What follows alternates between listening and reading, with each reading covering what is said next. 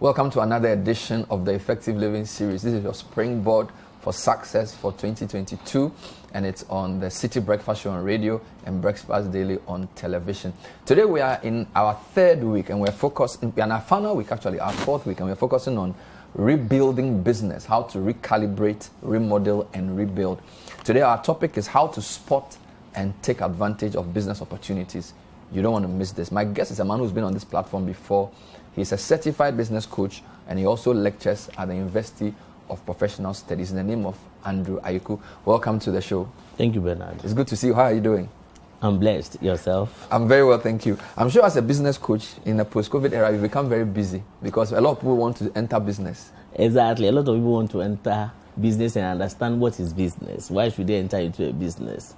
And a lot of people have business ideas, but the key question is that does the business idea create the necessary opportunity to grow or to scale whatever you think you have? So it's very interesting. And then we have a lot of businesses collapsing, especially during this period. Those who have no plan, those who don't have processes. Businesses don't have systems. Businesses where they can't separate their financial resources from their personal resources, then they are suffering. Then where are the customers? Everybody is running away. So it's quite an interesting, and I think people who have been able to put things in place, structure the business, make sure things work, digitize processes, Bernard, they are surviving. We'll come to that later. But today we are talking about how to spot a business opportunity. Exactly. Particularly within the local sector. So what is an opportunity? Exactly. So realize that an opportunity is something that creates a demand. An opportunity is something that creates something new. So you may have a business idea, but you may not have an opportunity. So I want to start a church, but the church may not have the opportunity to grow. I may want to start doing so, but I want to just open a shop. So one of my aunties told me recently that she wants to open a shop around the area.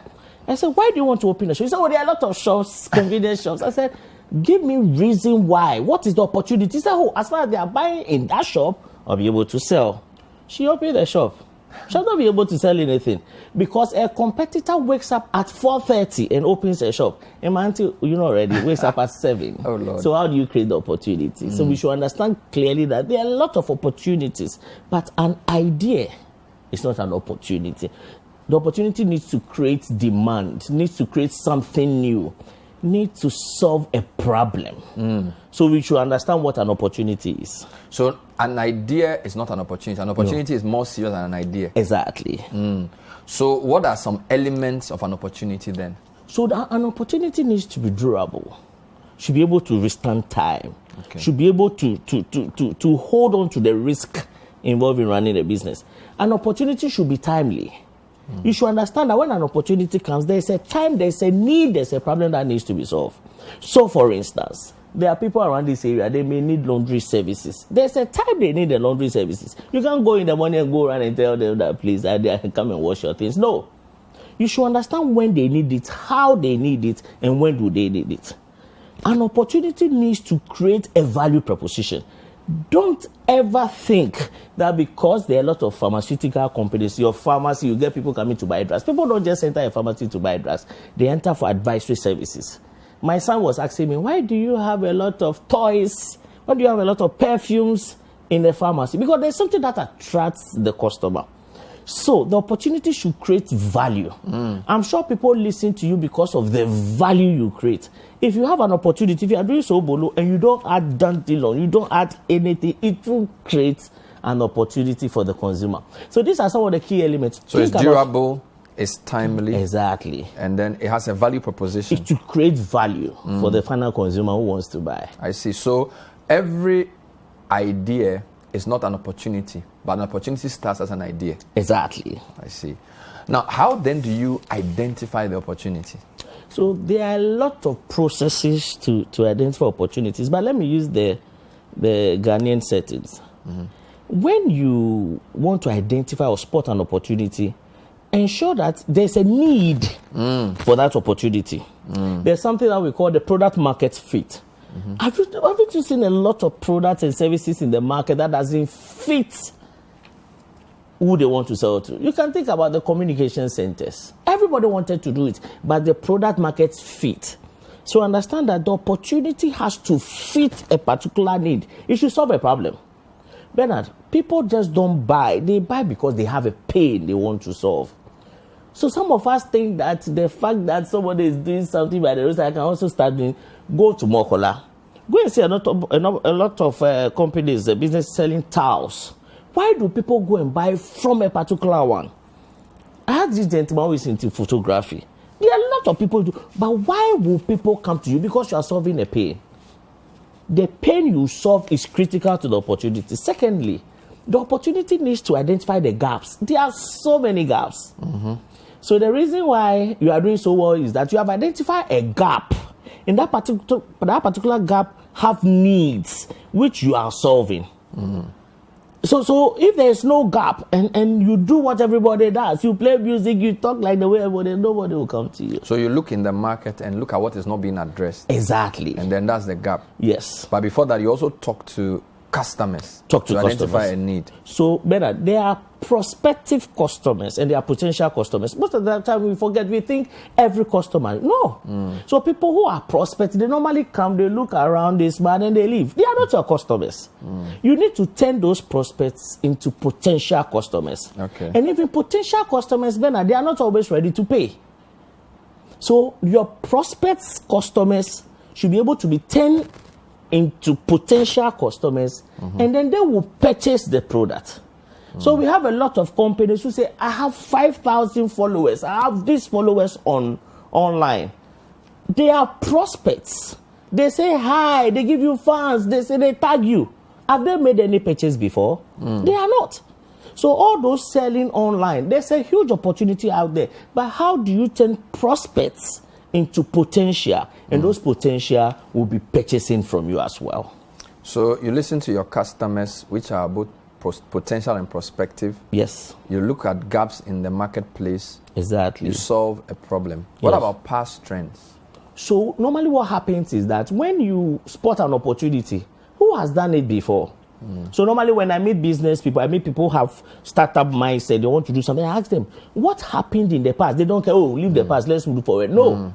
There are so many trends in the past you can learn from.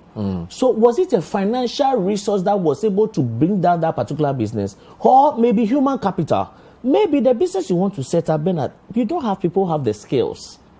And a lot of people don't have skills set to meet the needs of the market. So you take the human resource. What is lacking in the past? What went wrong in the past? So before you take a decision, you focus for the future, you think about past events. So you need to analyze, talk to people, talk to mentors, people who have experience. This gentleman recently was talking, Kofi Amobi, excellent presentation, saying so many things. And I went to lectures, I was discussing my student, oh, he failed. He failed what? He said he recruited people he thought. So that should tell you that when you want to recruit now, be very careful. Okay? So it's not just the recruitment. What experience is the person? What value is the person bringing on board? So making career choices. If you want to look for work, where will you go? Which sector is recruiting? Why are they recruiting? And would they be recruiting for the next 2, 3, 4 years? So those are the key things you need to ask yourself. What about your competitors? Do they have any role to play in your spotting opportunities? Exactly. So Bernard, if you spot an opportunity and you forget about your competitors' analysis, who are your competitors? Are you a market follower or you're a market leader? So I meet these guys who say, oh, we are into soft drinks, we do sober, we do everything. I say, who are you competing with? Then they say Blue Skies. So the key question is that, Blue Sky, do you know their sales? What do you know about them? So when you look at the competitors, there are certain markets you shouldn't go. Because of the muscle, the financial muscles of your competitors, they will break you down.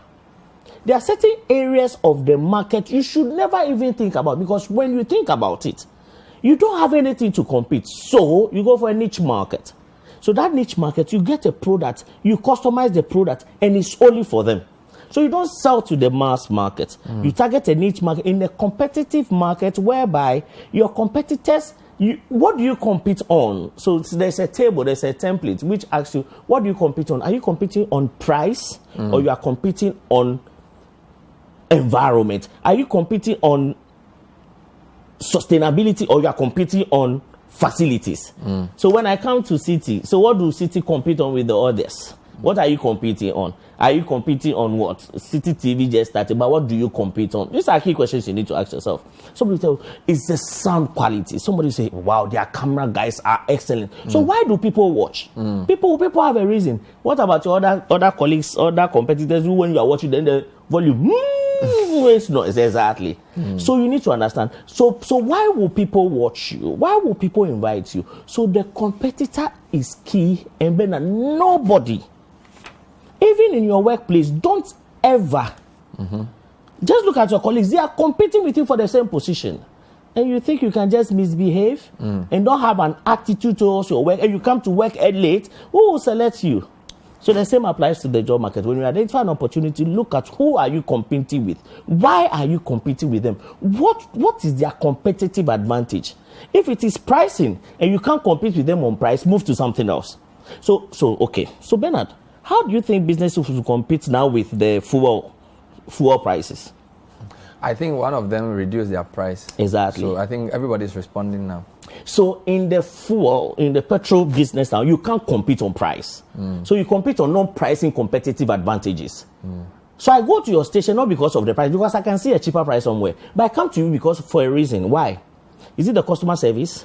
Is it after sales service? Is it the quality of fuel? Is it the right fuel you are giving me? So that is the competition now. It's no more pricing. Because whether I like it or not, tomorrow when you wake up, there's one called, I forgot the name, 6.3. This morning I saw another 6.4. Tomorrow it will be 6.1. So you can't compete on price. So what are the non-pricing competitive advantage which you need to develop for your business? So far, we're talking about how to spot a business opportunity. This is the Effective Living series. My guest is Andrew Ayiku. And he says, even though an idea can become an opportunity is much deeper than an idea. And he says an opportunity must be durable, must be timely, anchored in a value proposition. And then in identifying an opportunity, spoken about trends, finding gaps in the market, solving problems, listening to customers, and all of those nice things. All right, let's come back to how important is your locality? How important is location in discussing a business opportunity?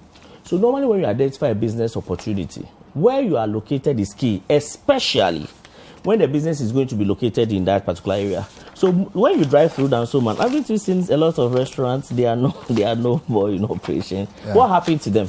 What happened to the new ones? There's one, I was talking to a friend yesterday. They prepare jollof. And they've passed there several times. The place is normally dry. What is the issue? So if you don't think about your location, because Bernard, your location will lead you to the purchasing power of the people. Okay. So where you are located depends on how you price. You can't go to my area around Mamprobi and go and charge a higher price for a room. So the location is key when you spot a business opportunity. So you may spot a business opportunity which may not fit the particular environment or location. That's why you need to move. So in spotting business opportunity, think about what is the effect of the location. The location may affect the price. The location may affect the kind of customers you attract. So you go to certain places and the kind of customers that you ask yourself, who brought those guys here? Because of where it is located. And there's some other places to when you go, the kind of people they attract is based on the location. So location is key in citing your business, in even your company address. You give somebody a complimentary card, and when they see where you are located, that's why there are a lot of places, there are a lot of spaces that you can just go there for the address, not basically to do anything, because the location speaks volumes. And location gives you endorsements. Location gives you value. Sometimes you tell people where you are located and it automatically gives you some endorsements. It brings something on board. So think about location when you have an opportunity in mind, opportunity to grow something that will help you in the near future. So can you now just talk about some business opportunities in this post-COVID era, some of the local opportunities that people can easily enter if they get the basic training? So I think some of them include, I think one of them I recently did a research on snail farming. Snail farming. Snail farming is very, very lucrative, especially when you learn the skill of managing them. I see poultry is also key, but poultry you need to have time. I have a lot of guys who have lost their jobs and they went into poultry, they never had time. Poultry is about time. Poultry is about working yourself out. Poultry is about staying on the farm. And I think vegetable farming is also another key thing. I know some guys who have started backyard garden farming and is earning some stuff. Another thing that is making waves is the cleaning. Cleaning. So, Bernard, there are people who are into the hand sanitizer business, the tissue business, but the typical cleaning skills most people don't have. So it's another thing that I've realized that it sells a lot. And then the salon So are you business, talking about cleaning like house to house or office cleaning? Or they are house to house cleaning, they are office to office cleaning. So there's this gentleman who UT Bank lost his job, and we started talking, why don't you do cleaning? Why don't you start cleaning? The guy started doing cleaning. Now he does fumigation. He went to clean somebody's house. They saw a snake. They said, can you catch the snake? He said, no. Then he called me and said, hey, learn how to catch snake. Learn fumigation. Now he does fumigation. Now he washes people's dogs. He has a dog boutique. He does it house to house, but not houses around this area. Houses around some areas where you go there, you clean your dog, 150 Ghana cedis. Same people pay. The dog. He will just wash it and polish it. Nice. Now this guy told me that, listen, Andy, I want to do dog food. So you see how the opportunities come. So when you spot an opportunity, think through it, because one opportunity can lead to several things. The guy started cleaning a house, went into fumigation. Then the guy says, if you can check so the guy had frogs in his house. This guy solved the problem. Then he said, can you clean my dog? Now he has a dog boutique. He has bought everything that you need. So he can clean dog kennels, bath the dogs. He will cut their nails. And I know that guy is scared of everything, but now he can do it. He can even cut the nails of dogs. Oh, yes. And then when the air grows, those dogs, yeah. And I was so shocked. Wow. He learned everything on his own. Another thing, too, is the issue of food delivery. Not selling food, but food delivery. So I have a lot of guys who are into food delivery. They have motorbikes and they deliver food. Now, a lot of people are interested in homemade food. So they are selling food. There are people who are preparing homemade food, then they pick it up. Now, everything has a delivery service. So if you have a delivery company, just register with key organizations, like those who do the spectacles, those who do the delivery. There's this gentleman. He does pork at Banana. When you go there, there's no queue. All the queue you see are the people he has to go and deliver. You see the motorbikes there. Okay. So that's the business model. You don't need people. Now So somebody can come up with motorbikes, well trained, and they will be delivering food from spot to spot. So somebody is actually doing that for him. Okay. So it's not the poor guy who does his own delivery. No. The guy Third party. His telephone number is there. Oh, so you come and pick the things. He will pick and then drop it for you. And you tell me every. So he said he has people who this guy drops every weekend, Saturday morning. He said pork chops around that. And I was so shocked.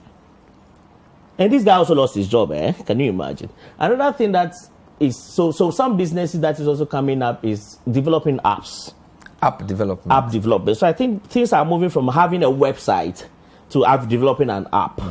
And I think that one also sells a lot. And then barbering salon. Have you noticed that? Hey, I have a guy in my MBA class. He has a barbering salon at Spintex. The place is always choked. Wow. When he started, he said, it's for the elderly. My barbering shop is for the elderly. That's all. I said, please understand the location. Now, these young boys, every week, they are there just to do what? Shape up.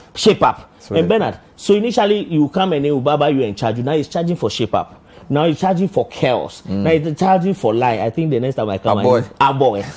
These are all things that I'm telling you generate a lot of money. Another thing that is also generating money is the mobile phone industry. Okay. Dealing in mobile phone, dealing in electronics. A lot of people have electronic gadgets at home. They always need new ones. They always want to buy stuff for their kids and other things. So it's a new market that is available for people. But a lot of these markets are already being done. A lot of these things they are not really new. So if somebody wants a new idea, how easy is it to come up with a new? Because most of what you are saying, I can say, yes, they are great ideas, but I know people who are doing them. Exactly. How do you generate an original thing that like nobody is doing? Or it's not possible? It's possible, but what you generate may be for... Okay, so it's a new generation. This guy who is into the snail farming. Snail farming is really new. Yes, but what he does is sell the snail. You can't eat it. It's for the cosmetic industry. Oh, okay. So the kind of snails he rears are for the cosmetic industry. Is it? So how did that come up? He was doing the normal snail. He got some guys who said, no, we want one that the ladies normally use for their face and all those things from FC and the rest. So that's the new market he's serving. So snail farming not for eating. Exactly. But for the cosmetics industry. Exactly. I've never heard of that before. Oh yeah. So they will come to your house. They can help you to set up this, but not for you to eat. There's a market that people do. There are certain skills that I'm told they don't. What do you do if the industry in which you are in, there are so many people? I'll give you an example. These days there are so many pharmacies. Yeah. Like almost every 3 or 4 shops in East Legon is a pharmaceutical shop. Exactly. If you're already in it and you see a lot of competition coming, what do you do? So if you're already in the pharmaceutical industry and you see competition coming, you're an outlet. You don't even manufacture your drugs. You don't manufacture anything. You need to introduce other after-sales service support, which will help. One, when somebody comes to you and buys metformin, automatically that tells you that the person is on a chronic illness. You buy metformin, there's a chain of drugs. The moment you start buying those drugs, you buy them together. Now, how monitors the person? Now, when you go to a normal pharmacy, you buy the drugs, nobody asks you any question. So please take their telephone numbers and call them. Let them know when they will finish taking those drugs, because when they don't take it in a day, it will not be well for them. Exactly. Secondly, you can bring those, they have to check their BP, those gadgets most people don't have at home. Aren't you the resource person for them? Can't you bring them to your pharmacy? So Bernard, immediately you start checking on them, they will be buying their medicine from you for the next 12 months. Immediately you start checking on them, they will come in for their blood sugar level from you, their BP, they come from you. Now, people don't come to a pharmacy to buy just drugs. They come for advisory services. So when they come, what do you talk to them about? The moment you realize that the guy buys metformin, he buys ABCD, then he may be hereditary. Maybe he has eating habits. Maybe he needs to be on diet. So when you start offering such services, he brings the person to you. But the kind of pharmacists we have in Ghana, they know everything. When you say, what do you want? They'll give it, go. No. Nobody does that. That is why the system of community pharmacy is entering into the country. That's why you realize that when you go to some pharmacy, the moment you enter, they say, oh, sit down and then relax and take your BP. What are they trying to tell you? So anytime you pass there, initially check your weight, it's 1 cedi. Now they don't charge anything. Now they have after-sales services that are free. They want to keep you there. They want to know you. They want you to become a lifetime customer. Perfect. So now it's not about the pharmacy. It's not about the shape of your pharmacy. It's not about the size of your pharmacy. It's no more about the environment. It's about the unique services you offer apart from selling drugs. So if you are in the pharmacy, your duty is not to sell drugs, but to manage the client. But I'm sure you want to sit here and if you need medication, you want it delivered to you. You need expertise advice. But when was the last time you went to a pharmacy and they ask for your telephone number? They don't. But they have forgotten that the competition is no more on the drugs you have. The competition now is the personalization of the services. And I've seen pharmaceutical companies winning. They make so much money because they personalize the service. It's no more paracetamol. So how can a pharmacy tell you that they have expired drugs? When you enter a pharmacy, don't you buy other things you don't need? Don't they introduce new things to you? Or you just want to say, my stomach, and they give you the medicine and you go, oh no. So now compete on other things that will bring and catch the customer's attention. One of the areas I interview people a lot is processed food. A lot of people are into, for example, different powders that they use for breakfast. I've interviewed a lot of people who are into that. A lot of people are doing shea butters. And I think one of the problems they face is how to differentiate well. I don't know whether it's the packaging or the value proposition. Is there some training they need? Because a lot of people are into that industry. And beyond the name, sometimes you can't really tell the difference. Exactly. So what I've noticed over the period of time is that people enter into that industry realizing that they are not selling food. They are into food process. But what they sell maybe is healthy food. So they don't have to sell it as food. They have to sell it as a healthy food. So why do you use shea butter? There are reasons why people use shea butter. Listen, one of their competitors, Nivea, have a cream if your skin is this color, your skin, you have a lot of rashes, and you sweat a lot. So they are able to differentiate the services they offer. But talk to our own people. Shea butter does the same thing. So there is something you offer that you are not selling. And that is your only differentiation strategy. But most people sell because they think people will buy. People don't just buy. They buy things that has a unique proposition to them. So depending on the cream that you use, and depending on the skin color that you have, will determine whether you should buy or not. So what took our own, initially when I want to ask people, students about what toothpaste do they use, I normally say, what Pepsodent do you use in the past? But now, people have reasons. People know what they want. Have you seen there's a charcoal one, there are different ones. So it's not just the paste, it's what it offers. Okay. So it's not just the shea butter, but what it offers is key for people to buy. Let's talk about business opportunities from home. So, for example, people who are at home not working. Yeah.